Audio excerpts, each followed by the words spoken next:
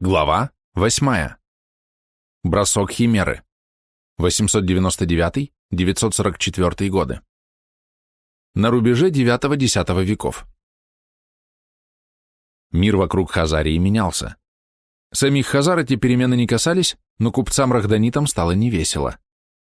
Поставщик шелка Китай лежал в развалинах после грандиозного крестьянского восстания Хуанчао и подавления его последними хуннами, тюрками Шато, спасшими династию Тан.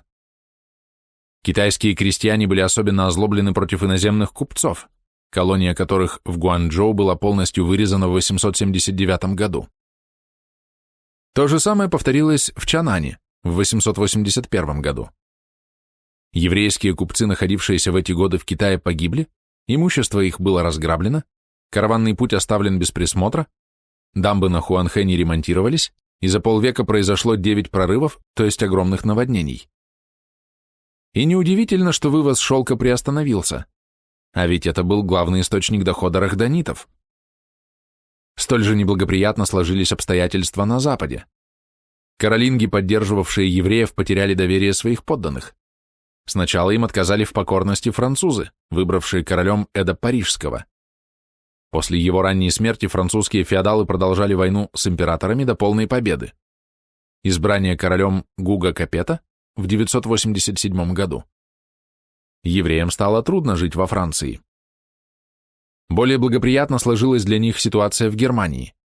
Саксонские короли, сменившие каролингов, взяли еврейских купцов под свое покровительство и обеспечили им торговую трассу через Арелатское королевство и Тулузский палатанат в Испанию. Но мусульманские халифы Испании нуждались не в шелках и мехах, а в рабах. Следовательно, надо было доставать юношей и девушек, а родители, как правило, их не отдавали. Багдад переживал тяжелое время. Страна вокруг него была разорена восстаниями черных рабов зинджей и бедуинов-карматов. Там тоже покупали рабов-гулямов для пополнения армии. А так как с 866 года власть в Багдаде от халифов перешла к тюркским гвардейцам, то их командиры охотнее всего покупали своих земляков. Добывание рабов стало насущной задачей рахданитов, но это занятие было связано с войной. А война – дело рискованное и дорогое. Конечно, можно было бы рекомендовать рахданитам сменить профессию и заняться, например, разведением арбузов и пастьбой баранов, но для этого пришлось бы отменить закон необратимости эволюции. Не для того их предки создавали разветвленную систему жесткого типа, чтобы просто перечеркнуть все усилия, подвиги, достижения и, наконец, роскошные условия жизни, которых они добились за 100 лет трудов и побед. Жесткая система потому и бывает крепка, что она при создании своем приноровлена к локальным условиям наилучшим образом. Когда же окружение меняется, перестройка системы трудна. И наоборот, дискретная система эластична, но не позволяет полностью координировать силы для решения внешнеполитических задач. Поэтому жесткие системы побеждают в стабильных условиях, а дискретные выживают даже при постоянно меняющейся среде обитания и этнического окружения. Иудейская Хазария – образец жесткой системы. Окружающие Хазарию евразийские этносы – дискретные системы. В IX-X веках изменения географической среды вследствие переноса пути циклонов на север в лесную зону Евразии могли быть для этнохозяйственных систем либо полезны, либо вредны, но не нейтральны. А поскольку интересы евреев и хазар в химерной целостности каганата были противоположны, то климатические колебания отражались на истории Восточной Европы и Великой Степи. Гнев стихий. До тех пор, пока увлажнялись степи и высыхали в Волго-Окском междуречье болота, Каспийское море вело себя тихо.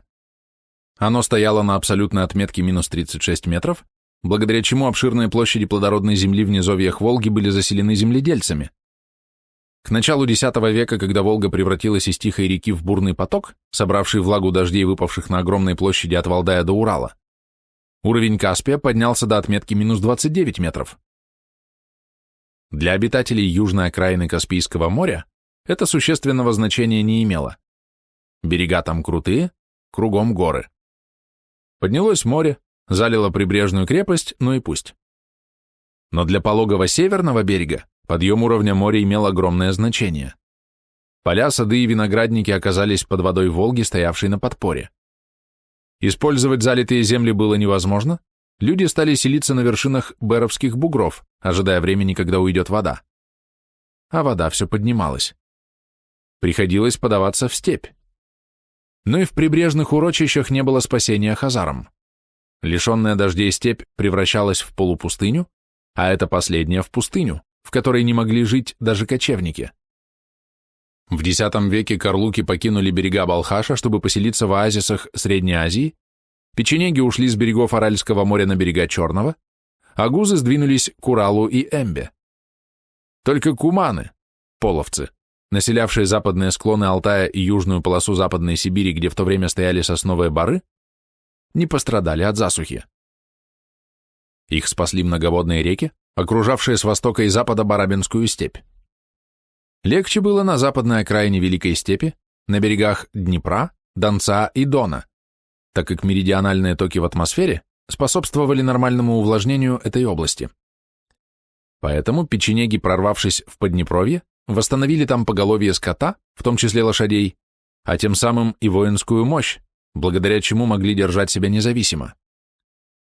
Поскольку восточные степи оказались весьма негостеприимными, хазары устремились на северо-запад и, начиная со второй половины IX века, заселили террасы Нижнего Дона, куда принесли с собой культуру терского винограда.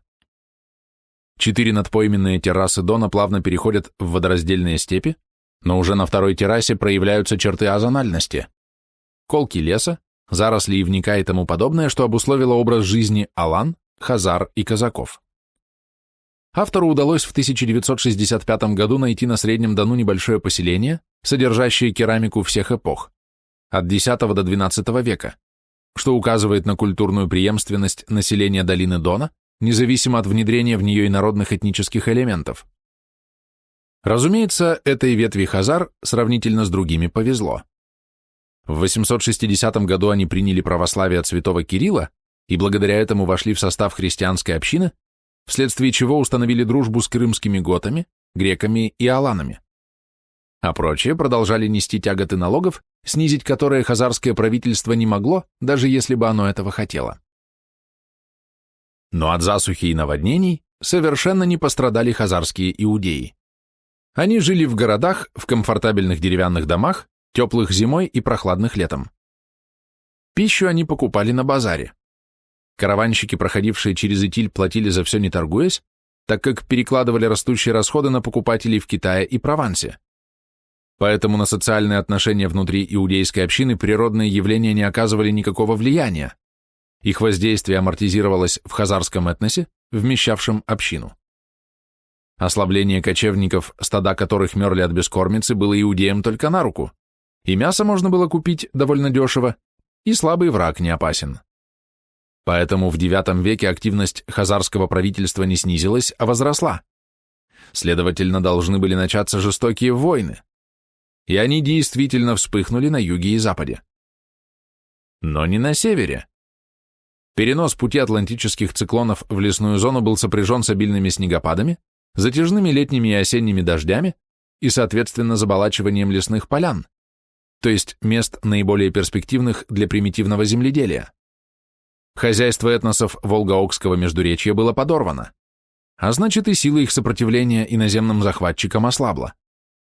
Если в середине IX века хазарские евреи договаривались с норманнами о разделе Восточной Европы, то к началу X века они захватили ее почти всю.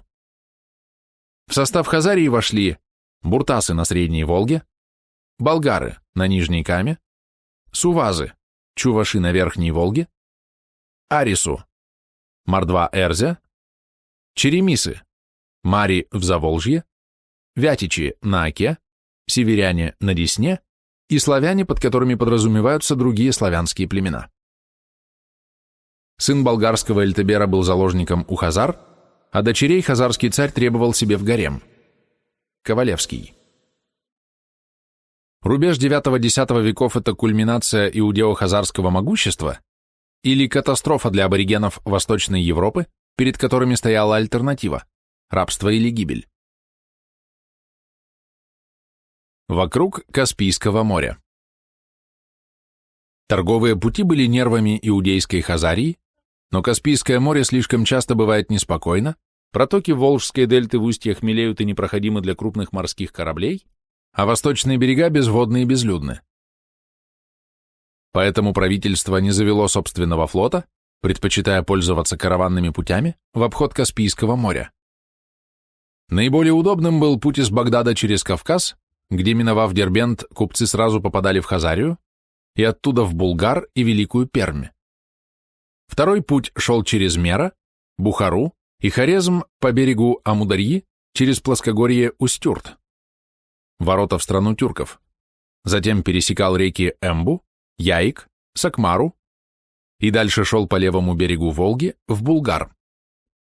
Недостатком этого маршрута было то, что он пролегал через кочевья гузов, печенегов и башкир, причем последние считались жуткими головорезами, а первые при проходе Ибн Фадлана через их земли решали разрезать ли послов халифа пополам, или, раздев догола, отпустить назад, или выдать послов хазарам в обмен на своих, находившихся в плену.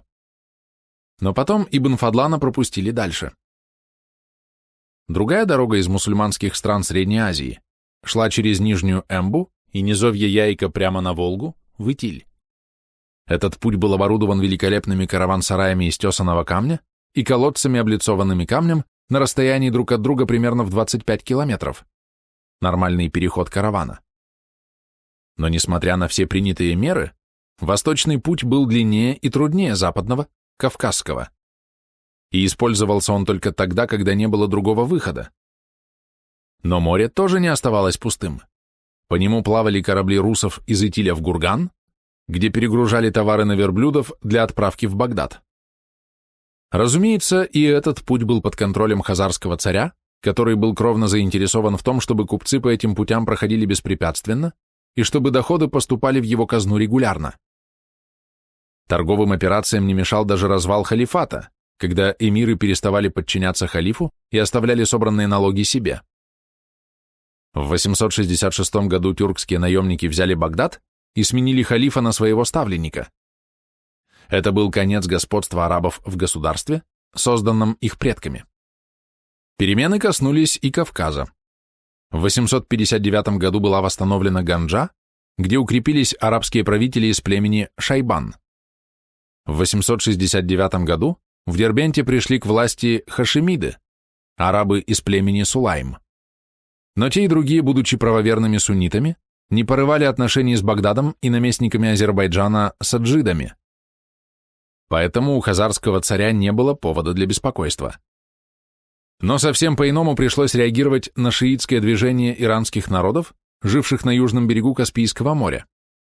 В 867 году горцы Табаристана, поднявшие восстание под знаменем алидов, отделились от халифата. Области Южного Прикаспия, защищенные с севера морем, а с юга могучим хребтом Эльбруса, были надежным убежищем для древних этносов, сохранивших фактическую независимость и при селевкидах, и даже при сасанидах. Арабское завоевание тоже не нарушило течение жизни горцев Эльбруса, так же, как горцев Астурии, Басконии и Киликии, хотя и вызвало ненависть к арабам. Влияние ислама, принятого лишь в 842 году, было ничтожно, а потому шиитская пропаганда, по сути дела антиарабская, нашла в Дейлеме и Табаристане подходящую почву. Эти горцы охотно шли сражаться не за алидов, а против аббасидов. И чем более слабел багдадский халифат, тем грознее становилась сила диэлемитов, реликта, не растратившего своих сил, как арабы и персы, и достойного противника степных тюрков, единственной боеспособной армии суннитских владык. Областью, поставлявшей хазарским царям наемников, был Гурган, волчья страна, расположенная на юго-восточном берегу Каспия. Гурган от персидского слова гург – волк. Это древняя Геркания, по-арабски Джурджан. Воинственные обитатели этой бедной земли охотно оправдывали свое прозвание «волки» и продавали свою доблесть тем, кто за нее платил. Официально Гурган подчинялся наместнику Хорасана, где правили потомки персидских аристократов тахириды, правоверные сунниты. В 872 году вождь восставших шиитов Табаристана Хасан вторгся в Гурган и завоевал его, а потом захватил богатые города Казвин и Рей, Тегеран. Хазарские иудеи сразу лишились и удобного караванного пути, и храбрых наемников, переставших поступать в Итиль. Эпоха миролюбия кончилась. Война с шиитами стала для хазарских евреев насущной необходимостью. Для войны с мусульманами нужны были воины-язычники, то есть скандинавские варяги.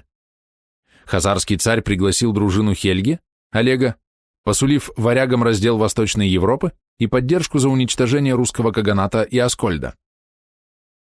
Конунг Олег в 882 году овладел Смоленском и Киевом, а к 885 году подчинил себе северян и радимичей, до того бывших данниками Хазарии.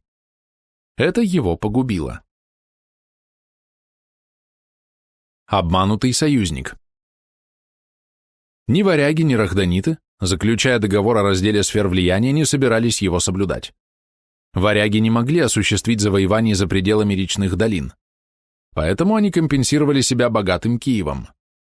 Но Киев оказался ловушкой, ибо иудеи могли теснить варягов степной конницей своих союзников. Полного завоевания Киева хазарскими евреями не произошло. В кембриджском анониме перечислены враги хазарской иудейской общины: Асия, асы-осетины, Баб-ал-Абваб, Дербент, Зибух, зихи-черкесы, турки, венгры, луз-ния, ладожане, то есть варяжские дружины Олега, которые быстро проиграли войну с хазарскими евреями, но удержались в Киеве, так как их прикрывали со стороны степи мадьяры. Однако вскоре мадьярам пришлось туго, потому что против них и варягов хазарские иудеи подняли славянские племена тиверцев и уличей. А когда в 895 году на мадьяр напали болгары и печенеги, вырезавшие их жен и детей, мадьяры покинули Ливедию и ушли в Паннонию, а покинутые ими степи заняли победоносные печенеги. И Византия не смогла вмешаться в эту войну, потому что ее силы были связаны болгарами царя Симеона, шедшими по Балканскому полуострову от победы к победе. Тогда изолированное княжество киевских варягов стало вассалом общины хазарских иудеев, которая использовала русов и славян в войнах с христианами и мусульманами-шиитами, подавляя возмущение язычников руками наемников мусульман-суннитов. Около 900 года купеческая организация рахданитов стала гегемоном Восточной Европы. Но не раньше. Молчание летописца Нестора показывает, что в последующие годы Олег не побеждал, а уже в начале X века русский флот оперирует на Каспии против врагов хазарского царя. Очевидно, киевские варяги стали поставлять хазарскому царю дань кровью. Они посылали подчиненных им славяно-русов умирать за торговые пути рахданитов. Благоприятно для хазарского царя сложились дела в Средней Азии, где власть попала в руки просвещенных саманидов, покровителей городов, а тем самым и международной торговли. В 900 году Исмаил Самани разгромил шиитское государство алидов в Южном Прикаспии. Но местное население Гиляна, Диилема и Мазандирана, никогда не подчинявшееся чужеземцам, укрылось в горных замках, и власть саманидов в Табаристане была призрачной. До тех пор, пока диилемитов с юга прикрывали горы Эльбруса, а с севера Каспийское море, они могли держаться, так как ни саманиды, ни хазары не имели флота. Но в 909 году на море появились ладьи русов, разгромивших остров Абаскун. На следующий год русы напали на Мазандиран, но потерпели поражение и ушли. В 913 году огромный флот, 500 кораблей, с разрешения хазарского царя Вениамина вошел в Каспийское море и подверг грабежу побережья Гиляна, Табаристана и Ширвана. Естественно предположить, что русов просто пригласил царь Вениамин для расправы с разбойниками-горцами. Они названы Аджам, то есть не мусульмане, минорский. Русы сразились с гилянцами и диилемцами, видимо, без больших успехов, а затем напали на Ширван и Баку, где сидели саджиды, правители, поставленные халифом, сунниты и, следовательно, друзья хазар, и здесь развернулись со свирепостью, свойственной их скандинавским вождям. Набрав много добычи, русы вернулись в Итиль, послали хазарскому царю условленную долю и остановились на отдых. Тогда мусульманская гвардия хазарского царя потребовала от него разрешения отомстить русам за кровь мусульман и за полон женщин и детей.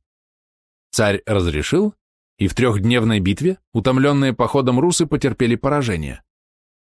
Число погибших исчислено в 30 тысяч человек. В плен не брали. Остатки русов бежали по Волге на север, но были истреблены буртасами и булгарами. Очевидно, варяжская неуместная инициатива вызвала расправу со стороны хазарских мусульман, тем более, что разгром врагов Дийлема настолько облегчил положение шиитов, что в 913 году они освободились от власти саманидов и вытеснили последних из Гиляна и Табаристана. Всю первую половину X века дейлемиты развивали успех. Часть их двинулась на юг, захватила Фарс, Керман, Хузистан и, наконец, в 945 году Багдад, где их вожди в течение 110 лет держали под своей опекой халифов.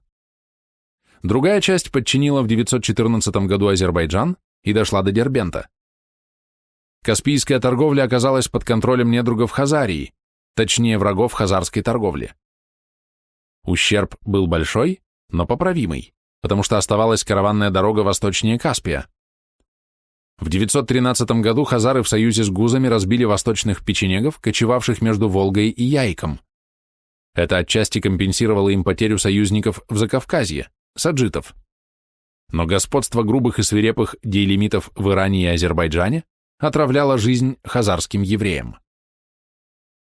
И самое досадное, что против них нельзя было послать верных наемников-суннитов из Гургана, ибо повелитель правоверных багдадский халиф отдавал приказания через дейлемских эмиров, а те не допускали, чтобы он приказал убивать их братьев руками мусульман.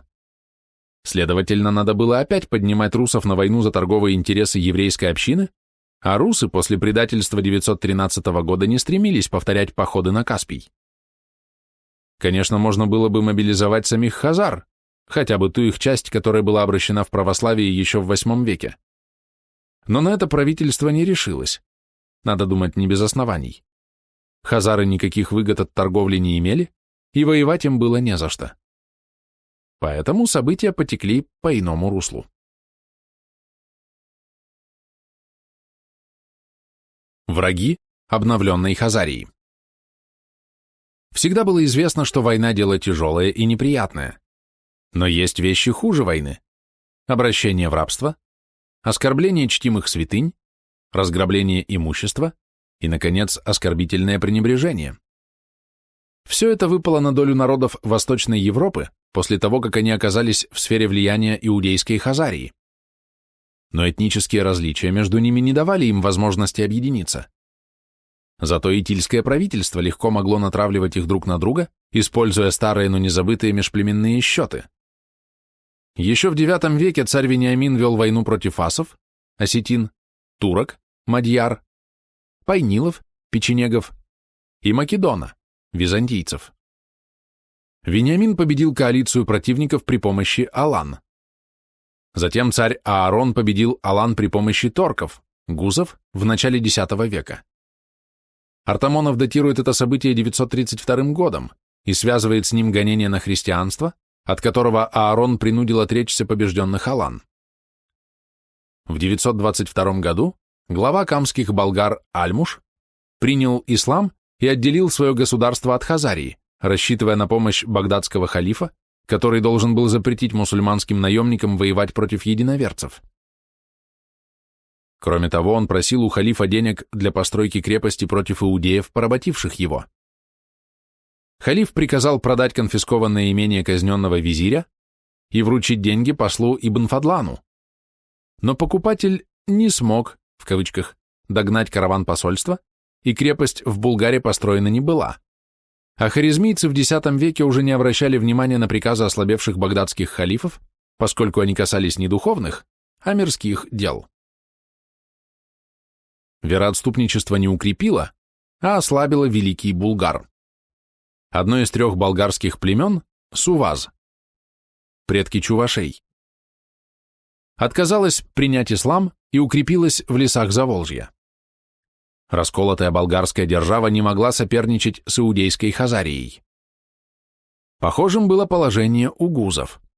В 921 году один из их вождей принял было ислам, но соплеменники предложили ему отречение либо от новой веры, либо от власти. Гуз вернулся к древним богам. Итак, попытки освободиться от иудеев при помощи мусульман оказались обреченными на неуспех.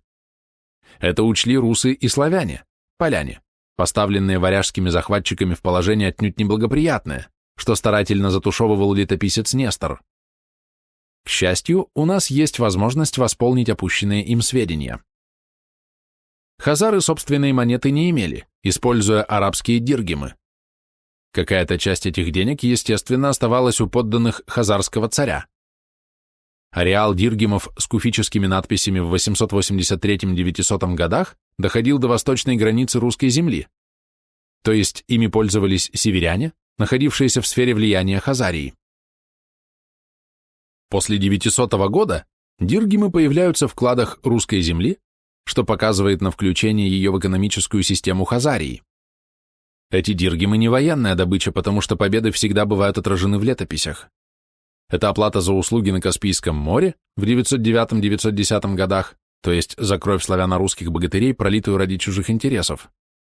За подавление древлян в 914 году, за войну с печенегами в 920 году, за предательство, совершенное царем Вениамином в 913 году, которое осталось безнаказанным, и за многое такое, что современники постарались не заметить, а потомки забыть. Поводов для восхваления Олега Вещего нет. Само собой понятно, что варяжское правительство не могло быть популярным среди славянского населения Поднепровья. Это подметил Соловьев, хотя он и не располагал сведениями, ныне вошедшими в арсенал науки. Олег рассматривается им не как храбрый воитель, а как хитрый политик и сборщик дани с беззащитных славянских племен. Так оно и было. Если верить летописи, не отмечающей с 920 по 941 год ни одного события отечественной истории, то надо признать русичей трусами и обывателями, неспособными не отомстить за преданных и убитых соотечественников, не отстоять свое добро от сборщиков дани, переправлявших награбленное имущество в Итиль. Но верить надо не летописи, а совокупности сведений. Последние же показывают, что хазарским евреям приходилось все время подавлять народные движения, и русы доставляли им немало хлопот. Кроме того, менялось международное положение, и это весьма сказывалось на судьбе евреев не только хазарских, но и соседних.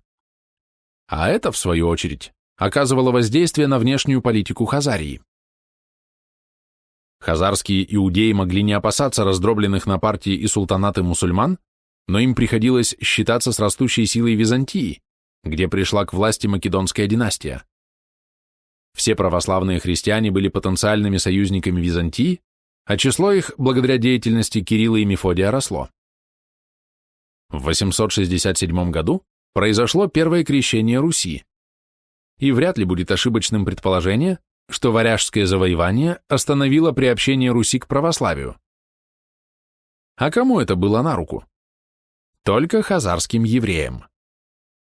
Разумеется, греки не могли ликовать по такому поводу, тем более, что хазарская торговля питала Багдад, а хазарская дипломатия натравливала болгар на Константинополь. С другой стороны, византийские евреи не проявляли привязанности к странам, где их не любили и обижали. Поэтому ряд евреев примкнул к нему, хазарскому царю, из мусульманских стран и из Византийской империи. Согласно Масуде, причина в том, что император, правящий ныне, в 943 году, и носящий имя Арманус, Роман, обращал евреев своей страны в христианство силой и не любил их, и большое число евреев бежало из Рума в страну Хазар. Вполне понятно, что отношения между христианами и иудеями обострились, и потекла кровь. Подвиги полководца Песаха. Греко-хазарский конфликт, в котором отразилось армяно-еврейское соперничество, не мог пройти незамеченным на Руси. В Киеве должна была появиться надежда избавиться от обременительного союза с Хазарией путем союза с далекой Византией. Поэтому эмиссары Романа Лекопина смогли подстрекнуть киевского князя на участие в войне Византии против Хазарии, начавшейся в 939 году. Василий Македонянин был армянин, переселившийся в Македонию. Эпоха Македонской династии была временем преобладания армян при дворе и в управлении. Русь в узком смысле включала 3 города – Киев, Чернигов и Переяславль. Войну развязал хазарский царь Иосиф, который низвергг множество необрезанных, то есть убил много христиан. К сожалению, источник умалчивает, где производились экзекуции, но, видимо, пострадали христиане, жившие внутри Хазарии, так как нет упоминания о походе. Казни эти рассматривались как ответ на гонения на евреев в Византии, но нельзя не заметить, что хазарские христиане в действиях византийского императора повинны не были. Затем выступили русы. Вождь их в источнике назван Ха-эл-гу, Хельгу, то есть Олег, хотя по повести временных лет в это время правил Игорь Старый. Если Хельгу имя собственное, то это был тезка вещего Олега. Но скорее это титул скандинавского вождя, то есть имеется в виду сам Игорь, ибо Хельгу назван царем России. В 939 году или в начале 940 года Хельгу внезапным ночным нападением взял город Эсэмкарай, Самкерц, на берегу Керченского пролива, потому что не было там начальника, раб Хашманая. Видимо, нападение русов было для хазарского царя неожиданностью. В то же время другая русская рать, предводительствуемая воеводой Свинельдом, покорила племя уличей, обитавшие в низовьях Днестра и Буга. Уличи воевали против киевского князя еще в 885 году и, естественно, находились в союзе с хазарами. Тогда им удалось отстоять свою независимость от Киева. Наконец, войска русов после 3-летней осады, закончившейся в 940 году, взяли оплот уличей, город Пересечен, и обложили их данью в пользу воеводы Свинельда. Отсюда видно, что война велась на обширной территории, весьма продуманно и целеустремленно. Это отнюдь не похоже на случайный пограничный инцидент или на грабительский набег варяжских дружинников. Хазарский царь ответил на удар ударом. Полководец досточтимый Песах освободил Самкерц, отбросил русов от берегов Азовского моря, вторгся в Крым, взял там 3 греческих города, где избил мужчин и женщин, но был остановлен стенами Херсонеса, куда спаслось уцелевшее христианское население Крыма. Затем Песах пошел на Хельгу, то есть подступил к Киеву, опустошил страну и принудил Хельгу против его воли воевать с бывшими союзниками-византийцами за торжество купеческой общины Итиля. Все эти события в русской летописи опущены, за исключением последовавшего за ними похода на Византию. Это понятно, грустно писать о разгроме своей страны. Но разгром этот подтверждается новыми косвенными данными. Около 940 года от Киевского княжества отпало Днепровское левобережье.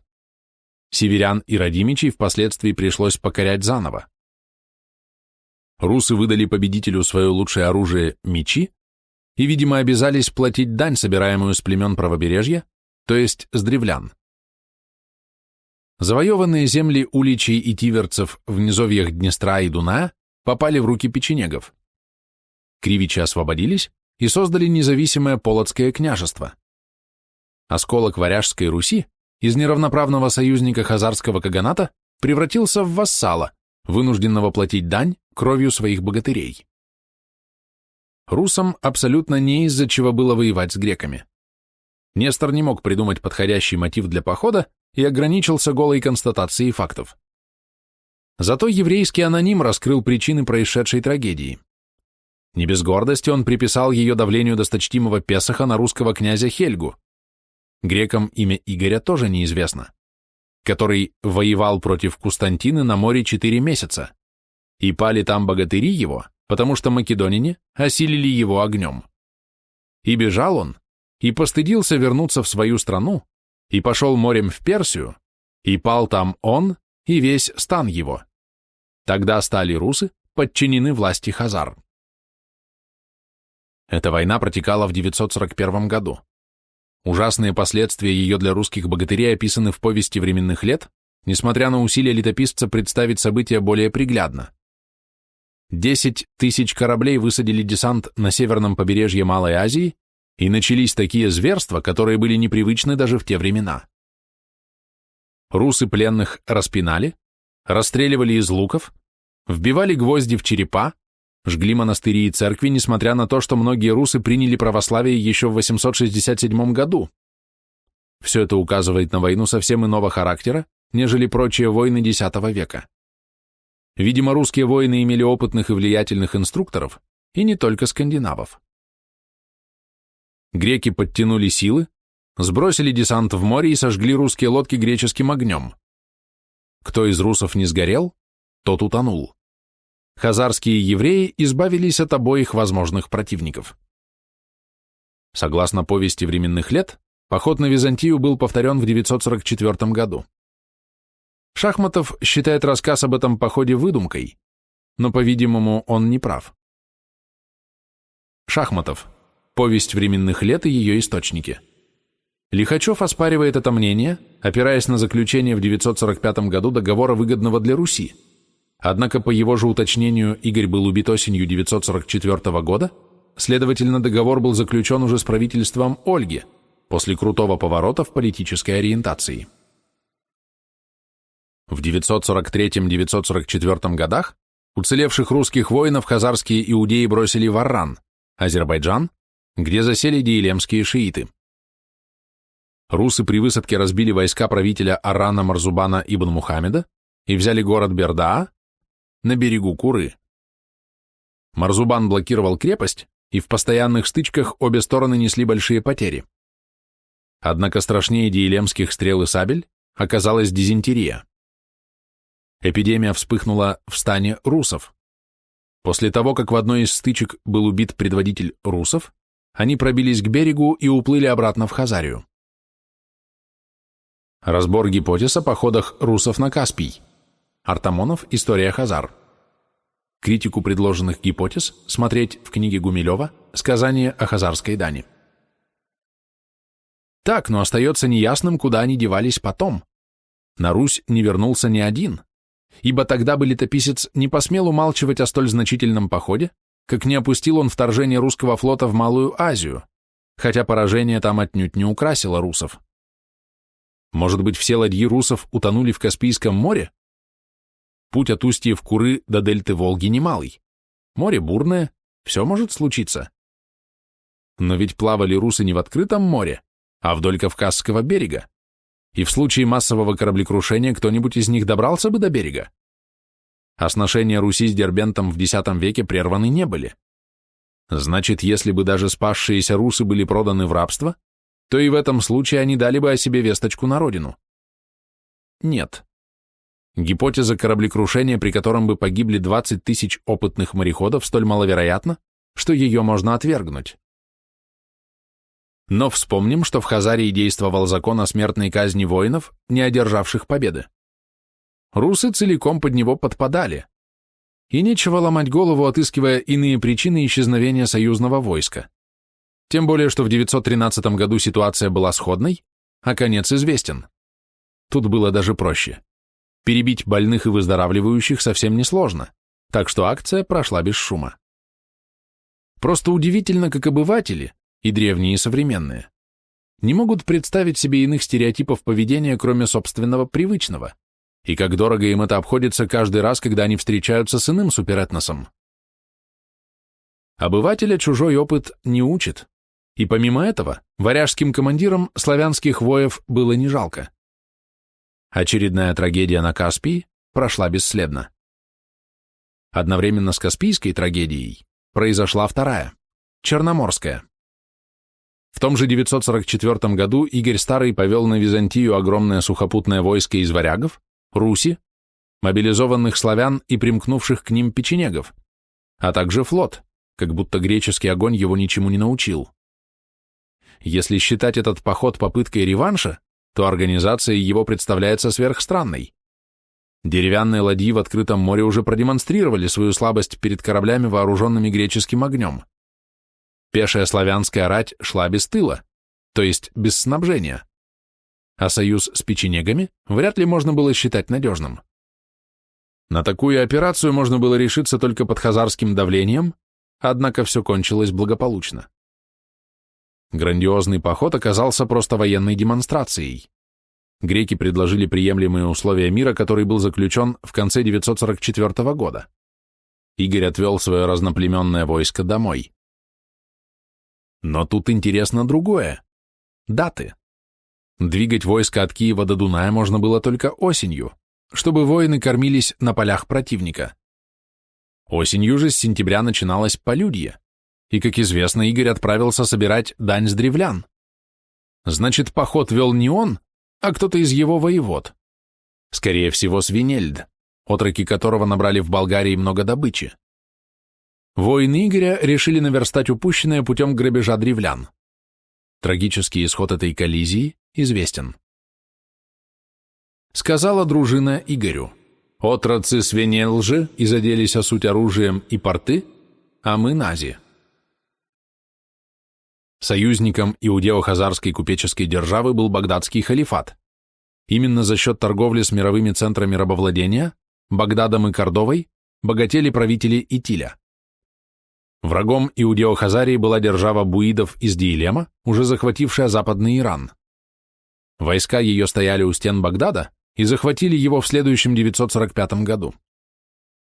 Византия должна была бы радоваться унижению своего давнего соперника, если бы его роль предводителя мусульман в священной войне против греков не перехватила династия хамданидов, эмиров Масула, а титул халифа не присвоил себе эмир Испании Абдар-Рахман III. Корабли испанских пиратов бороздили все Средиземное море до Крита, на котором эти арабо-берберские разбойники устроили базу для своего флота. Поэтому грекам было трудно воевать на двух фронтах, и они поспешили заключить мир. Иудео-хазарскому правительству было безразлично, какой мусульманский правитель носит титул халифа, так как оба они покупали меха, мед и арабов. Но захватив к 944 году огромную территорию до Днепра и верховьев Волги, царь Иосиф не мог не опасаться своих воинственных подданных. Поэтому он отправлял дружины русов в походы, переложив заботы по сбору дани и охране торговых путей на князя Игоря. Уменьшение числа русов ослабляло киевского князя и делало его послушным вассалом, сборщиком дани с правобережных днепровских славян. Игорю для этого была необходима дружина, и пополнять ее пришлось славянами. Это придало ходу событий такой оборот, какого царь Иосиф предвидеть не мог. Теперь попробуем подсчитать, во что обошелся Руси союз с царем Иосифом. В 913 году на Каспии было 500 русских судов, и на каждом 100 воинов. Итого 50 тысяч воинов, согласно сообщению Масуди. Ни один не вернулся. Эта цифра вызывает сомнения Мавродина. По летописным данным, русская ладья вмещала всего 40 человек, так что русов было не более 20 тысяч. Столько же, сколько в 943 году. Однако, если учесть грандиозные потери русов на Черном море всего 2 года назад, то ясно, что русы выставили в 913 году больше войск, чем в 943 году. Поэтому свидетельство Масуди заслуживает предпочтения. По-видимому, русов было от 35 до 50 тысяч. Но если так, то становится понятным многое. Скепсис Шахматова по отношению к сообщению Нестора о втором походе Игоря на Византию, по дате совпадающим с Арранской катастрофой, ослабление киевлян и гибель Игоря в древлянской земле, фактически освободившейся и захваченной при Ольге только путем предательства, появление в Киеве еврейского квартала. Последнее, как наиболее важное, требует доказательства. Письмо испанского визиря Хаздаи ибн Шафрута было доставлено хазарскому царю Иосифу около 954-961 годов таким путем. К израильтянам, обитающим в земле тунгров, венгров, оттуда на Русь, затем в Булгар. Из Булгара письмо дошло до адресата. Следовательно, евреи жили не только на Тисе и Каме, но и на Днепре. Это был «подарок», в кавычках, варяжских конунгов, принявшим их киевлянам. Итак, за 3 года союза с царем Иосифом русы потерпели 2 тяжелых поражения и потеряли много храбрых воинов. Но даже если бы они победили, то победа ничего бы им не дала, потому что закрепиться в Малой Азии или в Закавказье было невозможно, да и не нужно. Обе войны были проведены исключительно в интересах купеческой общины Итиля. Казалось, что славяно-русы должны разделить горькую участь тюрко-хазар. Кто виноват? Может показаться, что агрессия в интересах купеческой верхушки иудейской общины, произведенная руками харизмийских наемников и воинственных русов, была плодом злой воли хазарских царей Вениамина, Аарона и Иосифа, при попустительстве хазарских каганов, имена коих история не сохранила. Действительно, крови было пролито немало. Погибли ни в чем не повинные обитатели побережья Черного и Каспийского морей, сложили головы за чужое дело русские богатыри, были обобраны и ежедневно оскорбляемы хазары, аланы потеряли свои христианские святыни, славяне платили дань побелке от дыма, лишь бы их не трогали печенеги, гузы не смыкали глаз, охраняя свои палатки от внезапного нападения. Это перманентное безобразие было тяжело для всех народов, кроме купеческой верхушки Итиля и обслуживавших ее наемников. Но последние за приличное содержание платили своей кровью. Но если мы попытаемся осудить за создавшуюся ситуацию иудейскую общину Хазарии, то немедленно встанет вопрос, от чего было ждать. Евреи попали в Хазарию вследствие гонений, которым они подвергались в Иране за близость к маздакитам, а в Византии за сотрудничество с арабами, вызванное торговым соперничеством с греками и армянами.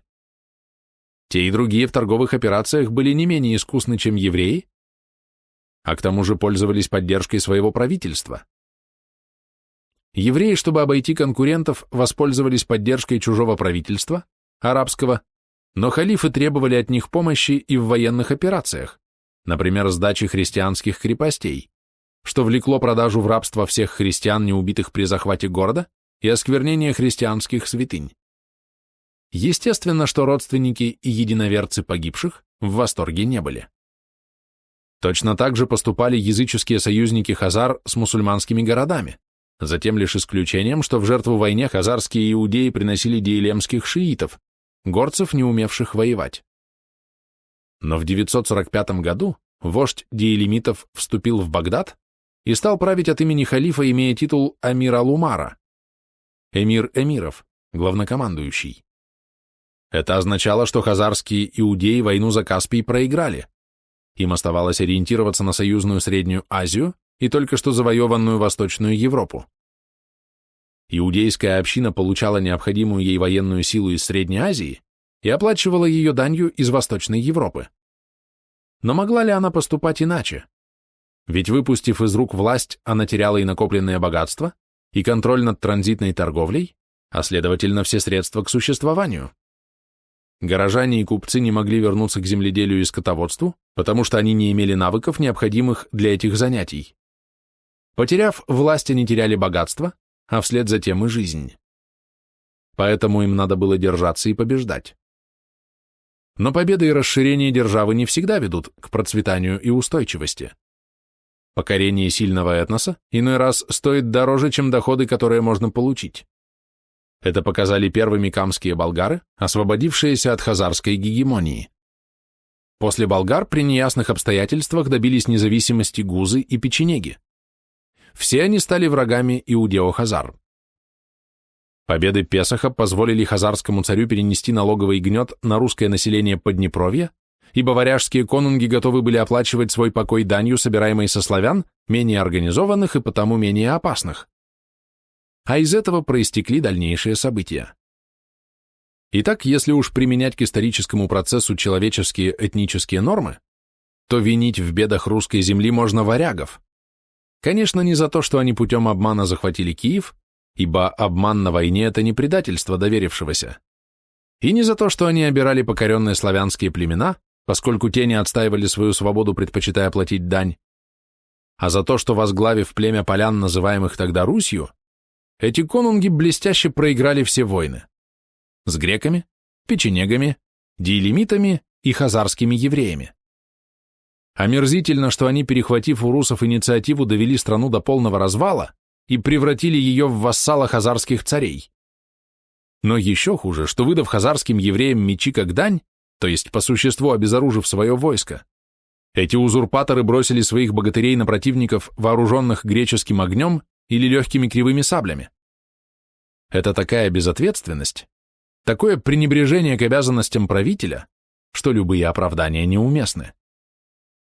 Однако малочисленные варяжские дружины не могли бы держаться в чужой стране без поддержки каких-то групп местного населения.